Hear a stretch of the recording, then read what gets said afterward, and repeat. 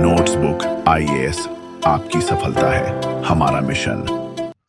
Hello दोस्तों, स्वागत है आपका आपके पसंदीदा यूट्यूब प्लेटफॉर्म नोट्सबुक आईएएस पे।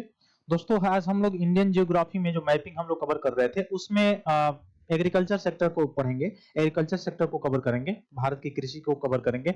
उसमें जो कल्चर है अलग अलग प्रकार के, जैसे नीली कल्चर क्या है, या मुख्य रूप से देखा जाए कि श्वेत क्रांति क्या है, हरित क्रांति क्या है, ये भी कुछ शब्द आपको टर्म जो है देखने को मिलेंगे जो खासकर आपके परीक्षाओं में पूछ लिए जाते हैं, खासकर पीटी में पूछ लिया जाता है। तो उसको हम लोग देखेंगे। कुछ इंपॉर्टेंट टॉपिक आज हम लोग कवर करेंगे। बहुत कम समय का हम लोग का आज क्लास रहेगा ही, क्योंकि इसमें वही पॉइंट एग्रीकल्चर सेक्टर में रहेगा जो मुख्यतः, चूंकि करंट का इसमें मैं संलग्न नहीं करूंगा। संलग्न इसलिए नहीं करूंगा, करंट का अगर संलग्न किया जाए तो बहुत बड़ा एक हिस्सा हो जाएगा और वह मतलब कम से कम 3 4 5 घंटे की क्लास हो जाएगी। तो हम लोग एक छोटा सा टर्म लेंगे केवल, चूंकि हम लोग जियोग्राफी पढ़ रहे हैं तो जियोग्राफी वाले पार्ट में ही जो एग्रीकल्चर का सेक्टर संलग्न है उसको ही केवल हम लोग कवर करेंगे, ठीक ना। तो उसको हम लोग कवर करेंगे। पहले हम लोग शुरू करेंगे मुख्य पार्ट जो है इसका, यह कृषि से रिलेटेड, ठीक ना।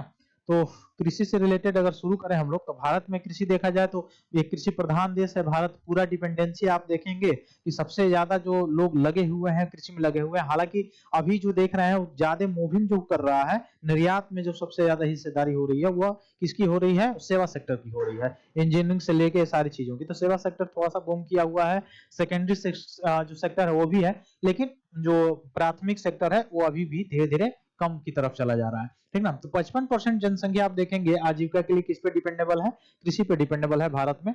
अब कुल भौगोलिक क्षेत्रफल का 328.73 मिलियन हेक्टेयर में से 305.81 मिलियन हेक्टेयर अर्थात 92.86% जो क्षेत्रफल है, इसका भूमि का आंकड़ा उपलब्ध है। बाकी आंकड़ा उपलब्ध नहीं है, जिसमें आप देख सकते हैं कुल बोया गया क्षेत्र लगभग 46.04% जो है बुआई की जाती है। वनाच्छादन से 22.89, लगभग 23% के आसपास वनाच्छादन है।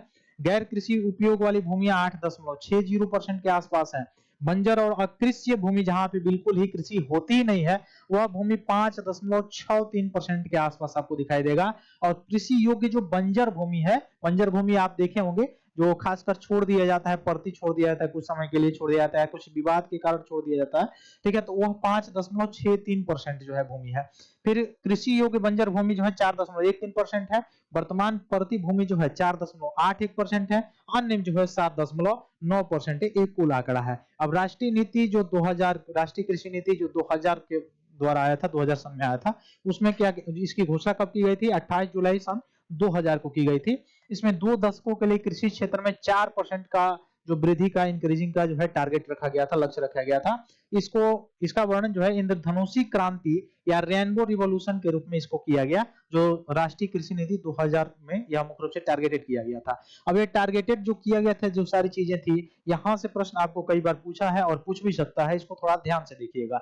हरित क्रांति किससे रिलेटेड है? खाद्यान्न उत्पादन से। हालांकि मैंने बताया था जब आपको पंचवर्षीय योजना में पढ़ाया था, उसमें बताया था कि यह पंचवर्षीय, तृतीय पंचवर्षीय योजना जिस समय लाल बहादुर शास्त्री जी प्रधानमंत्री थे, उस समय यह रेवोल्यूशन शुरू हुआ था, ग्रीन रेवोल्यूशन। अब क्यों शुरू हुआ था उस समय? ऐसा संकट, अच्छा, अपॉर्चुनिटी मुख्य रूप से कब ज्यादा दिखाई देती है? जब कोई विपत्ति आती है सामने, ठीक है। जैसे महामारी आया था कोविड-19, उसमें आपने देखा, ठीक इसी तरह से इसमें भी दिखाई दिया। हमारी डिपेंडेंसी ज्यादातर अमेरिका पे थी, अमेरिका पे थी। गेहूं उत्पादन करना, वहां से गेहूं का आयात करना, ये डिपेंडेंसी बनी हुई थी। लेकिन उसके बाद जब अमेरिका ने रोक दिया ये सारी चीजें, मुख्य रूप से सिग्नेचर करने के लिए पाकिस्तान के साथ, भारत ने नहीं माना, उसके बाद से आवश्यकता आन पड़ी। तो फिर मानी जब किसी व्यक्ति को पूर्णता आवश्यकता आ जाती है, तो वह अपना जो अपने अंदर की शक्ति है उसको पहचानने का कार्य करता है, ठीक वही वही काम है।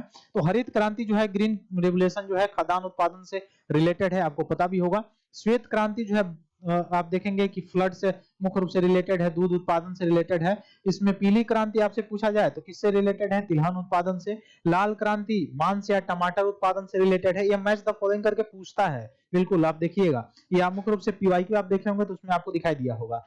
लाल क्रांति जो है मांस या टमाटर उत्पादन से रिलेटेड है। गुलाबी क्रांति झींगा उत्पादन से रिलेटेड है। भूरी क्रांति गैर परंपरागत जो ऊर्जा है उससे रिलेटेड है। और गोल क्रांति आलू उत्पादन से रिलेटेड है। अच्छा, आलू कौन लेके आए? पुर्तगाली लेके आए, ठीक ना।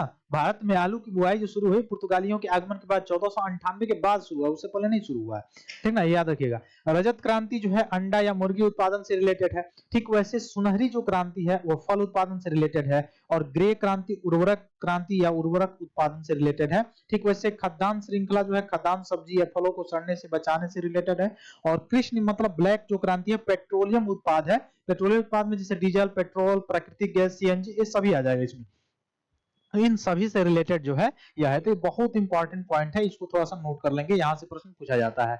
और आगे बढ़ने से पहले मैं बता दूं कि अगर आप कोई भी टेस्ट सीरीज जो है ज्वाइन करना चाहते हैं, परचेज करना चाहते हैं, लेना चाहते हैं, तो प्ले स्टोर पे जाइए, the notebook edu for all search कीजिए, आपको हमारा ऐप दिखाई देगा, वहां पे डाउनलोड करके इंस्टॉल करके रजिस्टर करेंगे तो आपको सभी के सभी टेस्ट सीरीज दिखाई दे देंगे। जो भी टेस्ट सीरीज आपको परचेज करना है आसानी से आप परचेज कर सकते हैं, ठीक है।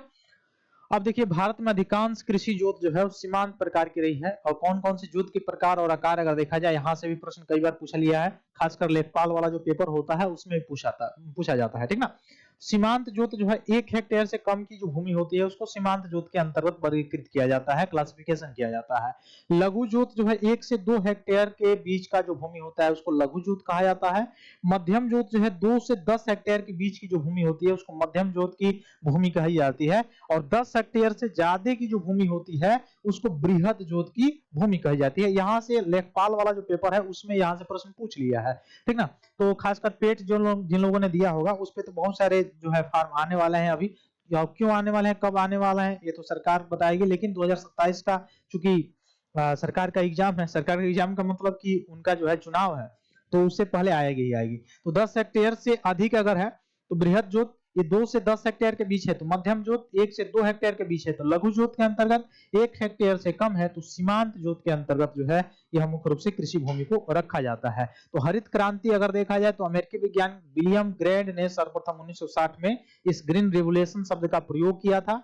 बाद में इसी का प्रयोग करने के बाद 1970 में आप देखेंगे डॉक्टर नॉर्मन बोरलॉग जो है, जिनको नोबेल शांति पुरस्कार मिला था, हरित क्रांति का जनक इनको कहा जाता है। और भारत में अगर देखा जाए एमएस स्वामीनाथन को भारत में हरित क्रांति का जनक कहा जाता है।